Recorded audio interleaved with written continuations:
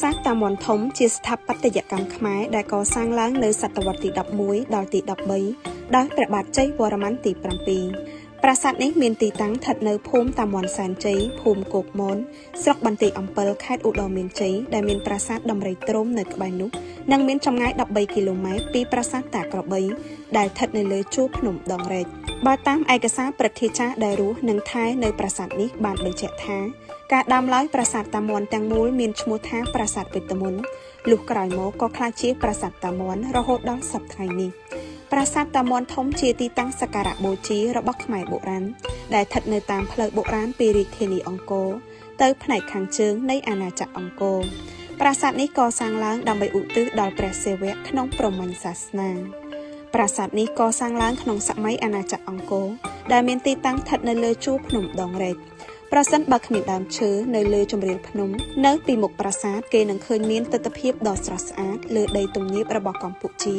ឆ្ពោះទៅភាគខាងត្បូងប្រសិនបើគេចេញពីក្លោងទ្វារប្រាសាទគេអាចធ្វើដំណើរទៅផ្លូវបុរាណដែលមកពីរាជធានីអង្គរចំណែកនៅខាងក្រោមមានស្រះទឹកបុរាណមួយប្រាសាទតាមាន់ជាប្រាសាទដែលតម្កល់ព្រះសិវៈលិង្គធម្មជាតិមួយដែលមានឈ្មោះថាស្វ័យចម្ពោះលិង្គដែលមានន័យថាលិង្គដែលកើតឡើងដោយខ្លួនឯង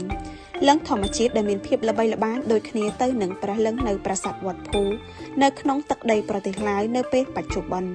លក្ខណៈពិសេសមួយទៀតរបស់ប្រាសាទតាមាន់ធំគឺជាការតម្រង់ទិសនៃប្រាសាទបុរាណខ្មែរភាគច្រើនតម្រង់ទិសឆ្ពោះទៅទិសខាងកើតចំ90ដឺក្រេហេតុនេះអនុញ្ញាតឲ្យព្រះអាទិត្យរះដើម្បីបំភ្លឺអាទិទេពនៅទីជម្រកកណ្ដាល2ដងក្នុងមួយឆ្នាំប្រាសាទខ្មែរពី3ប៉ុណ្ណោះដែលមានក្លោងទ្វារបែរទៅទិសខាងត្បូងដូចជាប្រាសាទភីមិនិងប្រាសាទតាមាន់ធំប្រាសាទដែលបែរទៅទិសខាងត្បូងជាការជាប់តាក់ទងនឹងព្រះយមរាជគឺជាព្រះអាទិទេពនៃការស្លាប់ព្រះភីមិក៏ដូចជាប្រាសាទតាមាន់ធំដោយហេតុថាមានការសាងសង់ប្រាង្គប្រធានហុំព័ទ្ធពីលើព្រមទាំងសំណង់ឧបសម្ព័ន្ធនានានៅជុំវិញ